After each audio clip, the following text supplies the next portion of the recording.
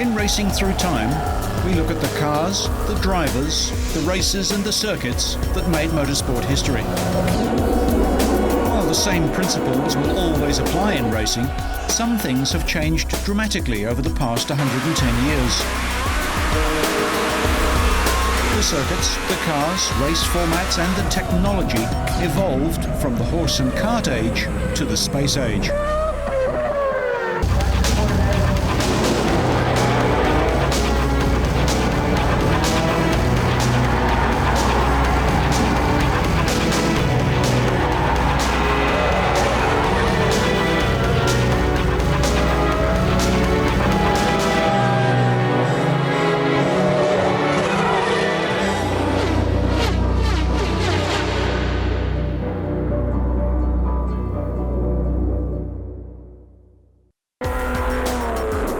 One thing that remains exactly the same is that first past the checkered flag wins.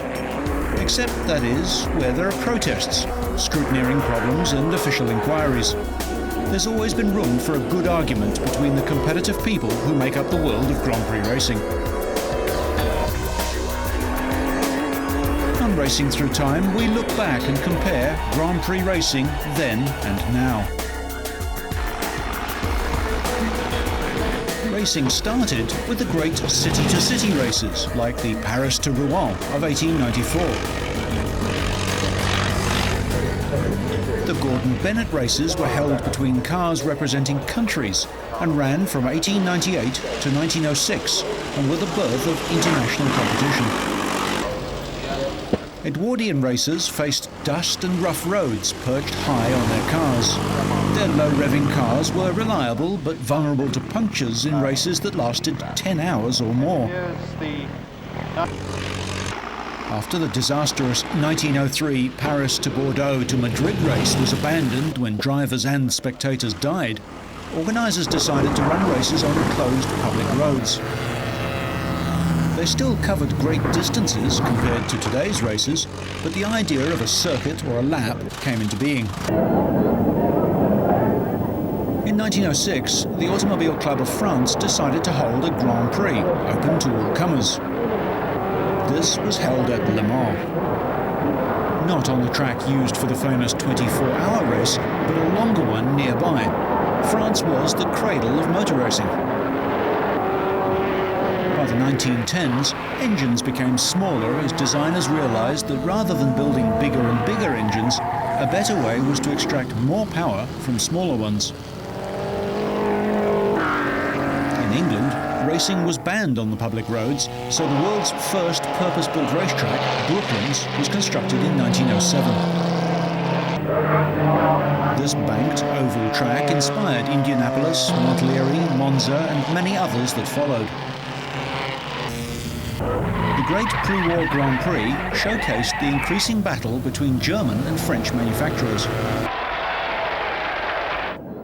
After the First World War of 1914-1918, racing cars became smaller with higher revving engines. Italy with Fiat, Alfa Romeo and Maserati, and France with Bugatti and Delage were building fast sporting cars. These were peak years, with Fiat setting the standard, followed by Alfa when Fiat pulled out. The 1920s introduced the modern sports car, and the tracks became smoother and the races more regulated. Next came a series of Grand Prix with a calendar emerging, as races in Italy, Germany, and the street race at Monaco became annual events. The 1930s saw the birth of professional racing and the rise of factory teams. The powerful Mercedes was front-engined and well-balanced, the Auto Union mid-engined and tail-happy.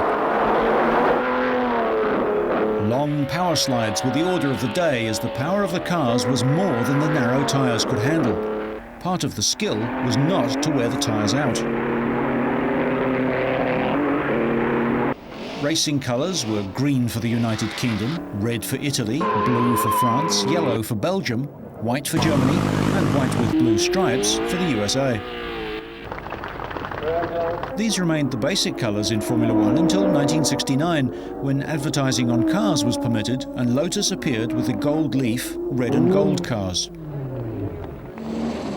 Most teams supported their Formula One activities by building road cars or producing racing cars for sale.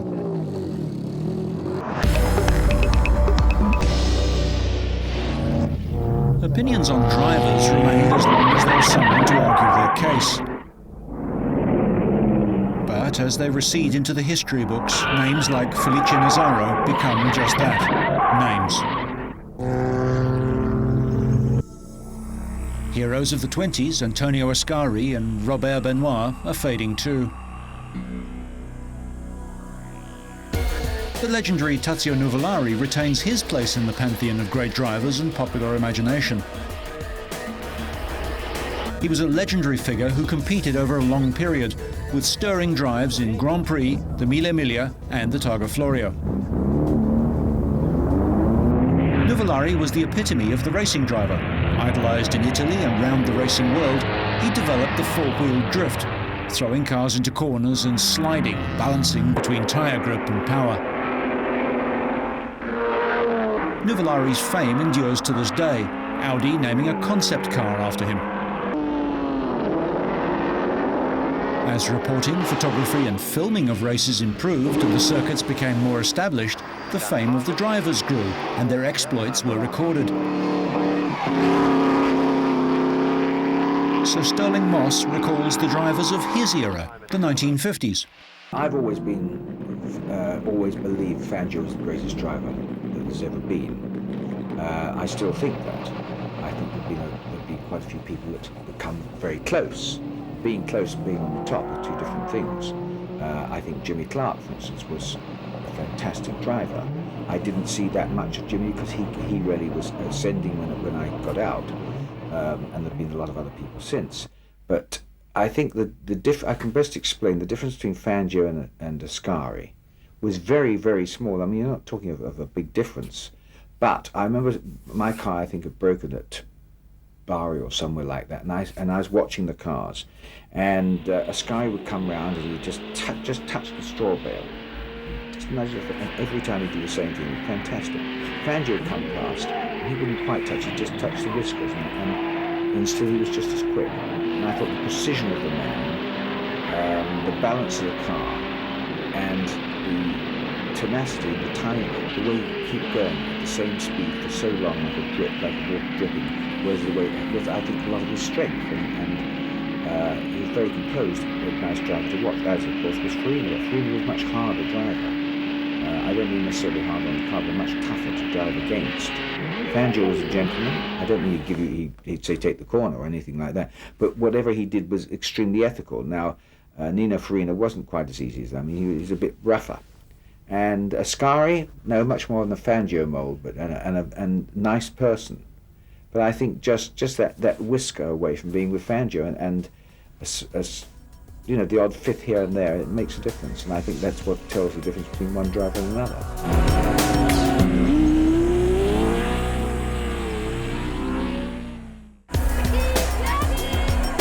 Jackie Stewart, Niki Lauda, Nelson Piquet, Ayrton Senna, Alain Prost and Michael Schumacher have been recognised as the leading drivers of the past 30 years. What makes a great driver? The number of races and championships they won, or the excitement and passion that they showed? In a sport that is so driven by facts and figures, that's the one subjective area that remains. Sterling Moss compares driving techniques of the 1950s with today. In modern days, I think it's closed up a lot because of the enormous adhesion of the tyre. I think that because you've now got lateral G up to 3 or 4, in my day it was probably around 0.8 or 9, I think when it's much lower, the driver has much more input, if you like, than he's able to show now. Not because he was greater necessarily then, but I think that the way the picture he could paint was much freer for him. It's a totally different sport. I mean, I can remember the time when brakes were so bad that if you put the brakes on really hard, you had to wait until they cooled off. I mean, seriously, it was really quite a big bad thing with drum brakes, even the better ones. And then we used to get things like fading dampers, so that the damping wasn't as good, and so the car's road holding would go off, and you had to contour the tyres down, and all sorts of different things we had to face, which of course they don't face now. They have a lot of other problems. So although the sport is different, What you're trying to do is the same thing. You're trying to take a car that is designed to do something and make it do more than I won't say more than it's designed to do, but more than one would expect it to do. You are driving on the limit, and motor racing is 10/10ths. And to do 10/10ths in any year is exactly the same as any other year, except the ground rules have changed a bit, but it's still the same thing.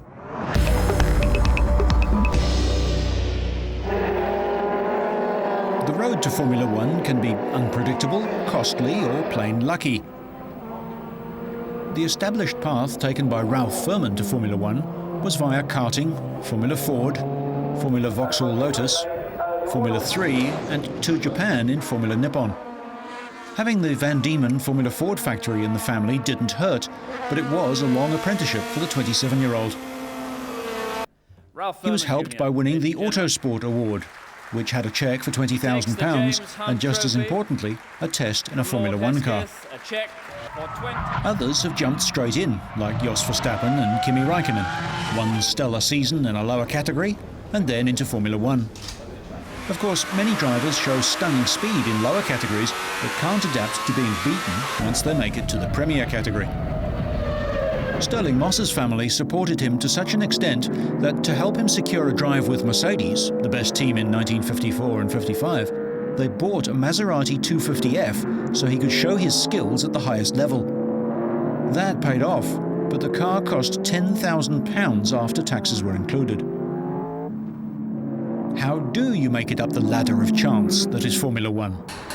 By either being so wealthy you can buy your way into a team, like Pedro Diniz, by having talent and enough financial backing to earn a place, like Mark Webber, or by being one of the few drivers who are actually paid to go racing.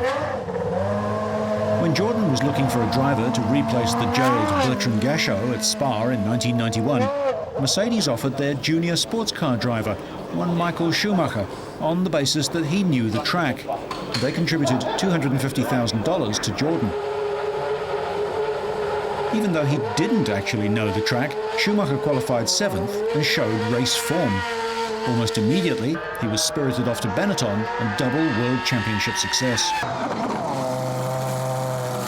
In earlier days, a driver's death was one way to progress in the sport. Sadly, the most recent example was David Coulthard's promotion from Williams test driver when Ayrton Senna died in 1994. If the team thinks it's their car that is the main reason for victories and not the driver, then they often have no hesitation in parting company with him. Damon Hill won the 1996 World Championship for Williams, but took the number 1 to Arrows in 1997.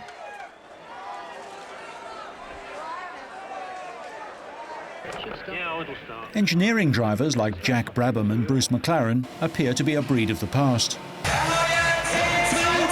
Now, a driver's work usually involves PR appearances for the team, testing and counting their money. Being multilingual certainly helps. Michael Schumacher speaks 4 languages. Having a good manager is essential. In the early 1950s, Stirling Moss had a commercial manager in Ken Gregory, who helped negotiate his endorsement contracts. Willy Weber has looked after the Schumacher brothers since their careers began, and is himself reportedly one of the biggest earners in Formula One as a result. These days, drivers are prevented from competing in any other racing for commercial and safety reasons. In the 1950s and 60s, Grand Prix drivers usually combined a sports car program with any drives that they could find in touring and GT cars. A small retainer, appearance money and prize money was the source of their income. The top drivers were in demand, and racing each weekend increased their visibility. In his prime, Stirling Moss reckoned on earning as much as a surgeon each year.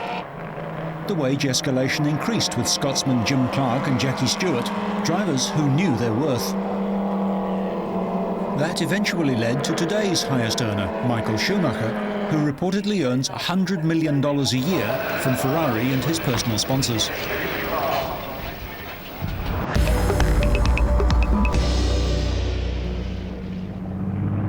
Safety is one obvious area where major changes have occurred as the cars got faster. In the 1950s, there were no roll bars or seat belts. The conventional wisdom of the time was that you were better to be thrown clear of the car rather than strapped in and possibly caught in a fire. With the low-line 1960s cars, with the driver lying down between fuel tanks, it wasn't possible to leap out of the car anymore. Combined with flimsy rollover bars, a lack of seatbelts and lightweight cars, it was an extraordinarily dangerous era, and many drivers died. Fire was an ever-present danger until the development of non-puncturable bag tanks. For many early drivers, head protection was non-existent. A linen skull cap keeping the hair out of your eyes, but nothing more. Some drivers wore cork-based helmets from the 1920s onwards, like Sir Henry Birkin, seen here at Brooklands. Helmets only became compulsory in Grand Prix racing in 1952. Current helmets are made of super light and yet extremely strong composite materials. Drivers sometimes wore open neck shirts and trousers on hot days. The modern-day racing suit is made from Nomex, which is fire-resistant. Drivers wear fireproof gloves, balaclavas, underwear and boots. Legends of the past like Alberto Ascari, Fangio and especially Froilan Gonzalez, the Pampas Bull, would have no chance of fitting inside a current Formula One car. However, they needed strength and stamina to drive front-engine cars, which were far hotter than today's cars, and the races were longer too. Why is driver fitness so important? The answer is that the driver must maintain concentration right up to the end of the race, rather than finish in an exhausted state where mistakes could be made. Fitness testing includes hand-to-eye coordination, strength, balance, reaction times, and measuring lean body mass. Critical decisions need to be made, and if you're not fit enough or aware of the situation, then split seconds can be lost. Drivers new to Formula One, who have only competed in 1-hour Formula 3 races or haven't been able to complete thousands of kilometers in testing, soon find out how physically demanding and mentally draining a 2-hour race can be. These days, drivers keep themselves in shape, assisted by a team of doctors, dietitians and trainers to withstand the huge strains imposed by modern cars. This is an important exercise for the pectoral. Apart from gym work and running, cycling seems to be the choice for drivers. Low impact, but increasing aerobic capacity. If the team spends millions of dollars trying to get every last fraction of a second out of the car, then the driver is just as responsible to make sure that they are in the best possible condition to tackle the race. Is more important. It's better for the stresses on the driver's neck are the high G-forces. Training in different conditions, like the humidity experienced in Malaysia, helps prepare drivers for all circumstances.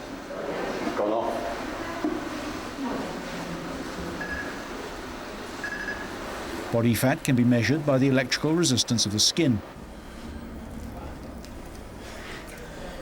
The composition of lean body mass, muscle and fluid in the body can be measured, assessed, and a fitness regime tailored to suit.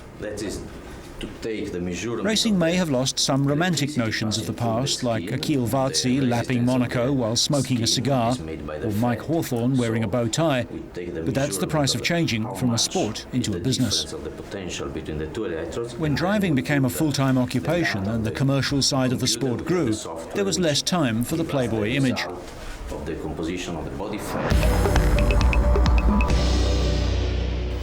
Let's see if there's any performance in it. Formula One designers replaced their drawing boards in the late 1980s and now use CAD/CAM computer programs to design Formula One components. But designs are completed now on the screen in the interest of saving time in getting a new car or parts onto the track as fast as possible. CAD/CAM stands for Computer Aided Design, Computer Aided Manufacture. Instead of drawing the part on paper in 2 dimensions, the designer enters coordinates into a computer. This produces a 3-dimensional model on screen. Changes to the part's dimensions can be made quickly, and the computer adjusts all the related parts accordingly. This system allows multiple users to design separate components concurrently. This is a huge advantage for a design team with thousands of components making up each car. Once the designers are satisfied with the component design, special CNC milling machines can call up the design data and use it to automatically cut an epoxy resin block into the exact shape of the component. This shaped resin block is then used to make a mold. The composite shop uses this mold to produce the finished product. The modern Formula One car relies heavily on the use of composite materials, the most common of which is carbon fibre. Advanced composites have many advantages over metals. They are strong and can have 15 times the strength of steel, while also being very light. This fabric actually contains a mixture of resin and fibre. It's trimmed to size and then shaped over a mould. A number of layers are used on a single component. The layers are placed on top of each other in different directions. The component is vacuum sealed in a bag and baked at high temperature in an autoclave. The material then sets hard in the shape of the component being produced. The reusable mould is then removed and the component is trimmed and cleaned. Carbon fibre is used in many components of a Formula One car, including the chassis tub, suspension parts, brakes, body and even the steering wheel. Until the 1980s, metalworking skills were the main requirement in building a racing car. The Cooper factory in Surbiton was home to the company that built many 500cc racing cars and progressed to Formula 2, sports cars, and eventually won 2 world championships. Cooper was typical of the small-scale operations set up in many garages and factories. Bigger continental firms like Ferrari, Alfa and Maserati had established production lines. Bruce McLaren learned his skills at Cooper. Following Jack Brabham's example, McLaren set up his own team to first build sports cars and then Grand Prix races. This cramped factory in Woking was the genesis of today's massive McLaren empire. The British racing industry progressed in the 1960s for a number of reasons. One was the proliferation of teams in the UK and the influx of Commonwealth drivers and mechanics who were prepared to work all hours of the day and night. As the UK aerospace industry was wound back, talented designers and technicians became available and were drawn to motor racing. Turning the clock ahead 35 years takes us to Toyota's impressive state-of-the-art buildings in Cologne, Germany. Now racing cars are built in surgically clean conditions with massive backup staff. Toyota's Formula One project has cost $1 billion and employs 550. All this to build just 4 cars each season. Toyota has built 300 engines and has 40 either in cars or on the dyno. The wind tunnel runs 24 hours a day. It's capable of using 50% scale models, providing accurate results for the all-important aerodynamic development. It cost $125 million, part of the massive investment. They have overcome their isolation from the UK's motorsport industry with all the skilled staff and knowledge available there.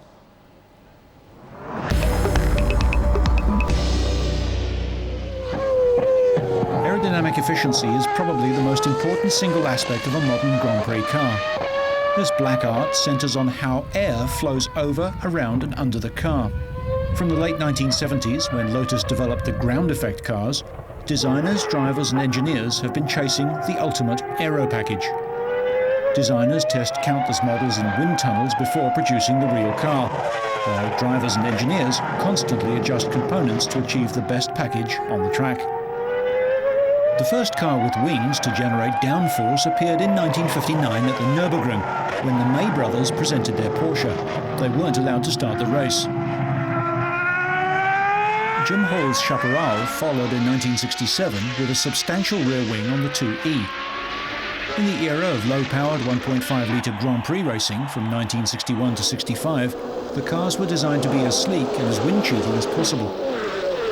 It took until 1968 for Grand Prix teams to get on the bandwagon, but the wings they introduced were flimsy in comparison and often broke off with disastrous results. Double wings appeared and the cars looked like biplanes.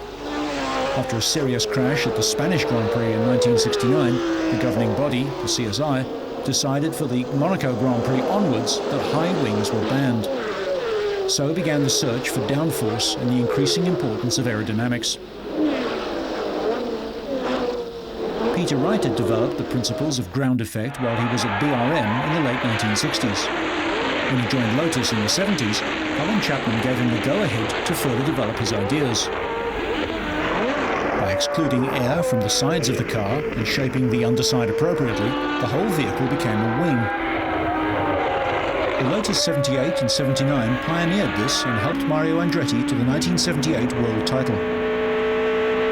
However, to slow Formula One cars and make them safer, current regulations have tried to limit ground effects by restricting designers to a flat undertray and also requiring them to use planks to ensure that the car has a minimum specified ground clearance. While downforce is important, particularly for a car to corner at high speeds, it's also important to make the car as efficient through the air as possible. But straight line speed, often the trade-off for maximum aerodynamic grip, isn't as important as in-corner speed on tracks with short straights. It's claimed that Formula One cars generate so much downforce that they could drive upside down in a tunnel. We've yet to see a driver and team volunteer to demonstrate this. The problem is that the more downforce a wing creates, the more drag it generates. The balance between downforce and drag is vital to a Grand Prix car and varies immensely from circuit to circuit. Naturally, a critical part of any racing car is the engine. These days, the engine is part of the complete package. For Enzo Ferrari, the engine came first and the chassis was of secondary importance. In earlier days, when speeds through corners was slower, a powerful engine could make up any time lost through poor handling. Grand Prix racing has had numerous engine regulations over the years. The 1934 Formula had a minimum weight, so Mercedes and Auto Union built immensely powerful engines. In 1938, 3 litres supercharged was the limit. Post-war, Voiturette regulations were adopted, 1.5 litre supercharged or 4.5 litre unsupercharged. In 1952 and 53, the Formula 2 cars with 2 litre engines became the Grand Prix Formula. From 1954 to 1960, 2.5 litre unsupercharged engines, more in line with production cars of the time, were used. 1961 to 65 was the unloved 1.5 litre era. 1966 onwards allowed 3 litre or 1.5 litre forced induction, which is how Renault came to introduce their turbo engine in 1977. Turbos were dropped in 1989 and 3.5 litre engines were mandatory. Current rules specify that the engine must be of V10 configuration and must not exceed 3 litres in capacity. In recent years, Honda have supplied engines to 2 teams, BAR and Jordan. From Japan, where the engines are built, to England, where they're installed and maintained, is a big logistical exercise. They first entered Grand Prix racing in the 1960s and won the final race of the 1.5 litre Formula, the 1965 Mexican Grand Prix. They joined with John Surtees and won the Italian Grand Prix in 1967. Concentrating on engines, Honda were the dominant make from the mid-1980s to the early 1990s, with Williams and then McLaren. And why do they go racing? Honda found that it's the best way to challenge and motivate their young designers and engineers to be adaptable and react to problems. The lessons learned will later be applied to designing Honda's road cars. And the excitement of an F1 program inspires the whole company. This time around, though, Honda is still looking for success. Producing an engine is a complicated and expensive process, but the Grand Prix environment is an ideal testbed for new technology which will eventually flow down to road cars. These days, engineers rely on computer-aided design software to test components virtually before it even exists. Once a new design has been agreed, computer-controlled milling machines create the new parts to tolerances of a fraction of a millimetre. But there's still a call for skilled craftsmen who can picture the ebb and flow of superheated gas and hand-shape the channels through which it travels. Once the parts are assembled, rigorous testing on an engine dynamometer is required to measure power and test reliability. Engines are run through cycles of testing which attempt to recreate the strains of individual racetracks. From the data collected at each track, engineers are able to recreate exactly the periods of full throttle, gear changes up and down, and even the air temperature in which the engines might need to operate. Glowing red hot, exhausts spit flame at every simulated gear change. Testbed data is collected too. If anything fails, technicians will be able to analyse what went wrong.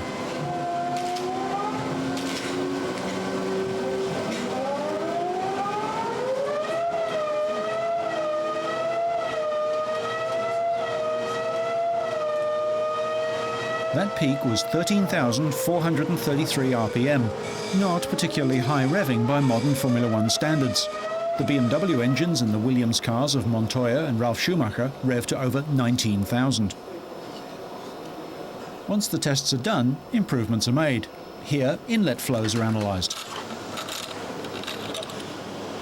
When the engine is optimised, it's rebuilt with new parts and sent off to the team's headquarters in Britain. Formula One is truly international. Parts, cars and components travel around the world every day.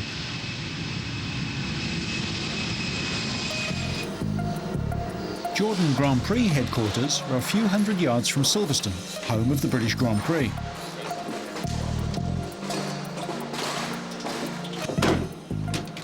The BAR team's headquarters is near Brackley, just down the road from Silverstone. The team was formed in 1997 and bought out the established Tyrrell team, which won the World Championship in the 1970s but had faded from prominence. Some teams have long-standing relationships with engine suppliers, and others change their partners after just a couple of years, such is the fast pace of the business of Formula One.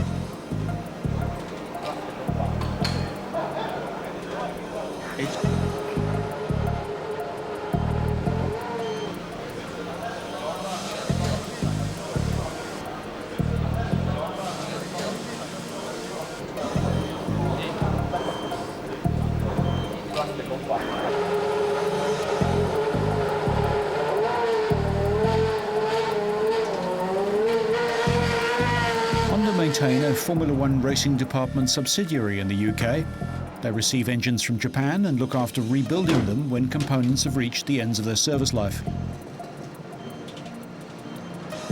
Final measurements and checks are also carried out to make sure that the car designer's requirements are met. Each team may have slightly different needs depending on how various components are placed under the tightly packed skin of a Formula One car. The Honda Racing Development Division operates as a partner to both teams, but has to ensure that no confidential information is accidentally passed from one to the other. Kazutoshi Nishizawa, Technical Director of HRD. HRD is Honda's base and carry out the race and the test program. We have about 40 full-time employees at HRD. And during the season, we also have a number of extra staff from Japan working on the race and the test teams and on engine rebuilding and maintenance. We constantly feedback to Japan the race and test data and the comments from the drivers for R&D to use in the development of the engine. Those components that do get reused are extensively tested before going back out on a rebuilt unit. These big rigs aren't just transport. They're fully equipped racing workshops and rolling spare parts stores, packed with complete engines, millions of pounds worth of parts and components, and banks of data recording computers. The rigs go to every race and test session around continental Europe with the teams, so technicians can monitor data from the cars. HRD also has race engineers and technicians attached to each team, but the internal secrets of the engines are known only to Honda personnel. They deliver sealed units to Jordan and BAR team headquarters, where the cars are designed and built, more or less around the Honda engine. The engines have to stand up to the rigours of competition, and they operate under enormous stress. F1 power units can rev to around 19,000 RPM. That's over double the revs of an average road car can achieve before it reaches the self-destruct stage. They also produce a massive 850 horsepower, which is around 4 or 5 times the power output of the normal family car. Couple that sort of power with a chassis which only weighs 600 kilograms, including a driver, and you can quickly see why a Formula One car is so fast. However, it's not only power and reliability that an engine maker has to think about. Every aspect of a Formula One car must be working towards three important factors: reducing weight, improving weight distribution, and increasing the aerodynamic effectiveness of the car. The weight reduction part of the equation is obvious, but how can an engine help with weight distribution and aerodynamics? All F1 designers are trying to achieve the lowest centre of gravity possible. In other words, if you can get the weight lower down in the car, you will produce a better balanced machine. The engine has to play a part in this as well. The lower down in the engine you can place the crankshaft, the lower down the overall weight of the engine will be. At the team factories, some components are added to the engine which are unique to the car the team has designed and built. The job of assembling and later removing a Formula One engine is handled by the engine kitter. In Jordan's case, that's Ian Marchant.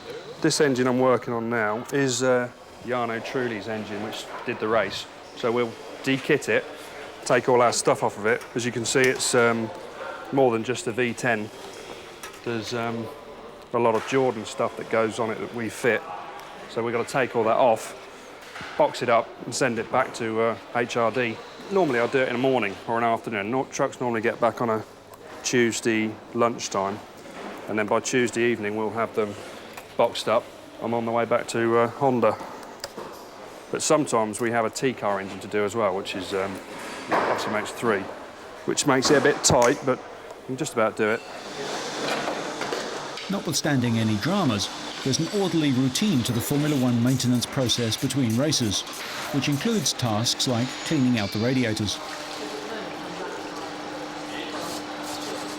We have a lot of servicing of radiators to do. It's obviously during the sort of 2 hours or so that they race around. If they're stuck in traffic or behind other cars, there's a hell of a lot of rubber shredded off from the cars in front. Just usual, generally like that after every race. But we will pressure wash all these and clean that up. That'll be okay. You know, they've got a 4,000 kilometre life expectancy on them, so obviously if we don't get enough air into the radiators, it becomes hot very quickly, and we don't have a viscous fan like you would do on a road car, so we can't sort of just add extra cooling to it. It basically relies on the car moving, and if it stands still for too long, it could be a big problem for us. With the massive costs involved in running a Formula One car, testing is made as efficient as possible, but the Honda and team technicians will spend many hours together over the course of a year. Their culture is actually very good, and it's helped us. They're very disciplined people, very methodical people, and they're just stage by stage. They have their long-term plan and they're just working away at it. But by having people around who look at things differently, you'd learn more and progress more quickly. A lot of us here have worked with Japanese people for more than 10 years, Champ Car projects and various things, and some of the guys here, actually on the Honda project, I've worked with on Champ Car since the mid-90s, know them very well, and they know racing very well. Racing is in Honda's blood.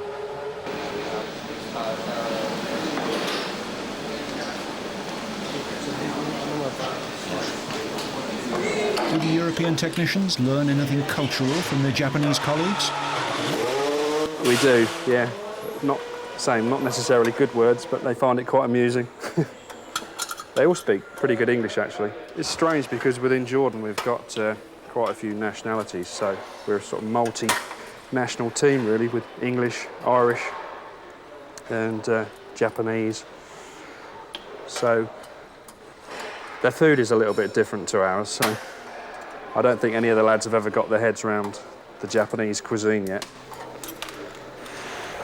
The business of Formula One is about racing and about winning, something that Honda hasn't done much of lately. But Honda's racing involvement also extends to American Champ Cars and its many motorcycle activities. While engine rules are tight, the angle of the V for the piston banks is an area which can vary dramatically between engine makers. Some, like Mercedes-Benz, use a conventional 72-degree angle, while others, like Ferrari, go for a 90-degree layout. However, the radical Renault design had a wide 111-degree angle in an attempt to achieve a lower centre of gravity. In the past, Ferrari had success with the widest V-angle, the flat 12 in their 312 car.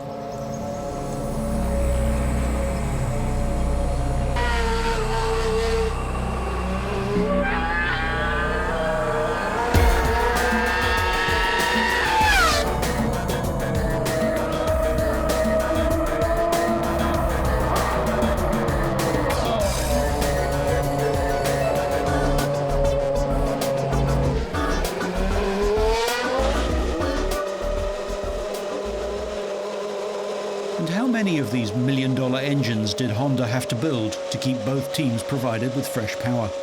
We have 3 cars at the race. Only 2 cars can be used on a Friday, so Friday evening we would change 2 engines. So for the first day we have 3 engines in the cars. Second day is 2 fresh engines in the race cars, so that puts it to 5. And then for the final day is fresh engines again. So during the weekend we will actually use a minimum of 8 engines. Honda have 2 or 3 spare engines for each day available as well. The same cycle happens with the testing. I mean, an engine normally is in a test just for 1 day. Test team and race team do similar things. Obviously, a week out of sync, a week before a race meeting, so that's almost forced upon us, that schedule, that turnaround. But apart from that, we run older parts on the test cars to prove them. We put the new parts on the race cars, so the race cars are a bit fresher generally. And the test cars do more miles. We only run for about 2 hours a day at a race meeting, whereas on a test you can run for 6 hours a day.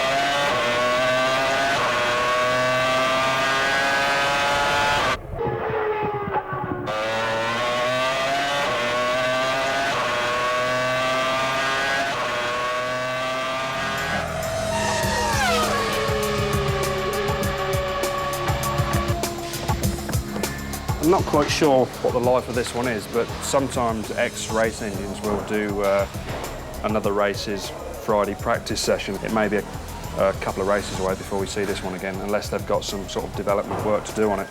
You sort of sit here, and although you work on the engines all day long, we don't actually get involved in what's inside that engine. So you sort of see the numbers, and you see them come round again. You see, like, number 1 we had in Melbourne, and it's cropped up again a couple of times. You think, oh, hello, seen that again. And there might be a subtle change on the outside that we can see, but it might be a big change on the inside. We're not sure yet, because obviously it's a sealed unit that Honda deal with. But they do come round again. They do get used again. I think the life of them is about 400 kilometres, so they'll do just over 300 in a race. And that'll be probably, I should think this one will be stripped again more likely, because it did do the full distance at Magny-Cours. And rebuild it again, check it over, or even throw it away. Who knows? This extravagance should be a thing of the past when rules aimed at reducing the number and cost of engines are introduced. It's no longer possible to change engines between qualifying and the race, and in coming years, engines will have to last for 6 races. This is a radical rule change intended to cut the high cost of racing in Formula One.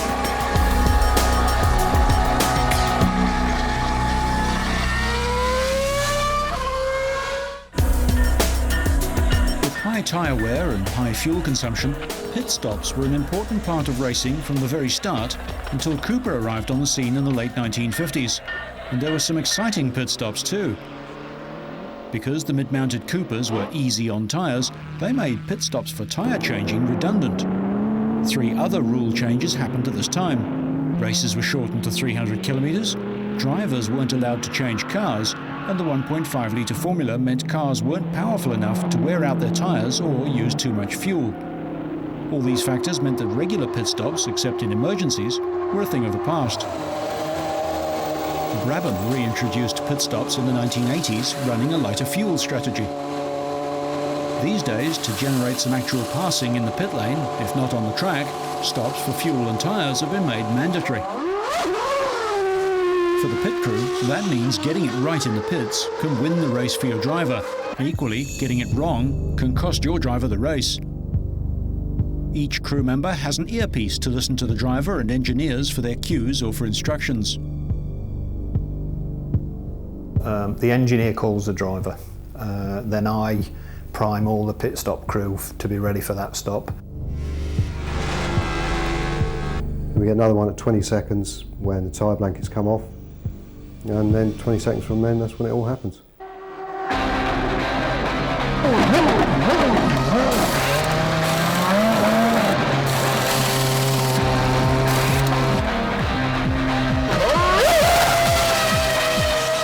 I'll be standing out in the pit road with a lollipop, making sure the driver can see where he's going to stop. If they get it right, you'll find that the gunmen have already hooked up their sockets in the wheel gun before the cars even stop.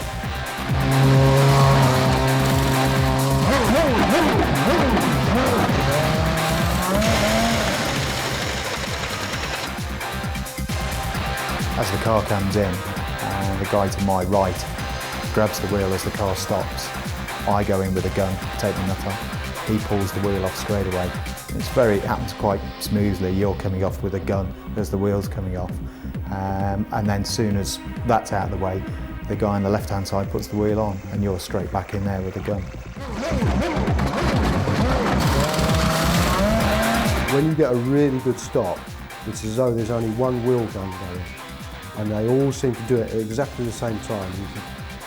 And you don't notice any time delay, and that's when you know whether it's been a good stop or not. A couple that are sort of like just over 3 seconds, a couple just under 3 seconds.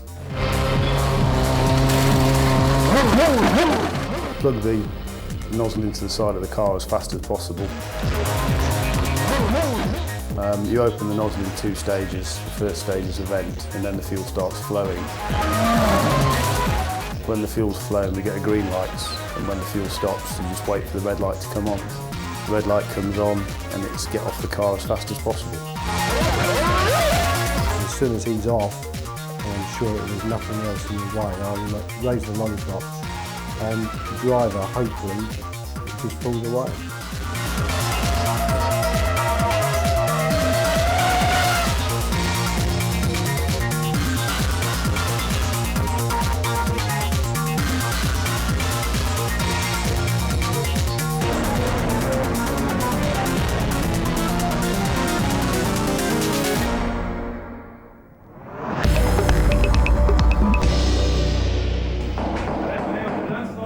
Just how different are the cars of today from those of the past? The Lotus 72 set the pattern for Formula One cars from 1970 onwards, with its side-mounted radiators and wedged shape. For such a daredevil driver, Jacques Villeneuve was cautious when he drove one of the classic racing cars. The driver is unprotected in the aluminium monocoque Lotus compared to the carbon fibre BAR. The engines are the same capacity, 3 litres, but the Honda V10 produces twice as much power as the V8 DFV, from less weight. Jacques is only a year older than this car.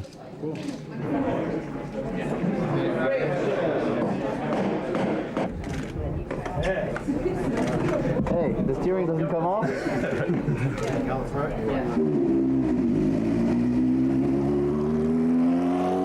I'm used to being in a car where you know you're safe. You can push to the limit, you can make a mistake and walk out of it, where with these cars, you push the limit and make a mistake, there's a good chance you won't walk out of it. And the problem is once I sit in a car, then I wouldn't be thinking about it and I would still go to the limit, so it's better to avoid it.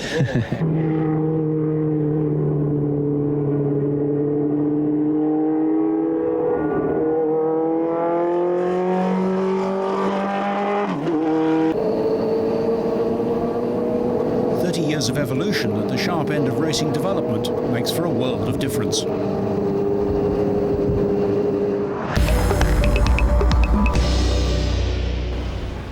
When Ferrari turn up, it's on a far larger scale than even the best prepared teams of the 1950s.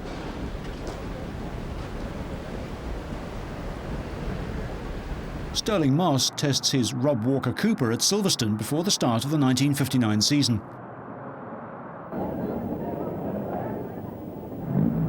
Relentless testing is an integral part of Grand Prix racing these days. Ferrari has the biggest budget and the biggest number of direct staff at over 700. The well-resourced teams have the ability to develop the car from race to race, adding upgraded components. They're tested first, whether it's an engine modification, transmission improvement or a new aerodynamic tweak, and then added to the racing cars. Ferrari has a small test track at Fiorano next to the factory, which was opened in 1972. They also own the larger Mugello track, so they can test away from prying eyes within the limitations imposed by the FIA. Ferrari has the ability to test on their own doorstep and make modifications very quickly. As long as there's an interest in racing, there will be clever people trying to extract as much performance as possible from their cars. In time, today's heroes will retire and be consigned to the record books and the video libraries. New names will emerge and new legends will be created as motorsport continues its race through time.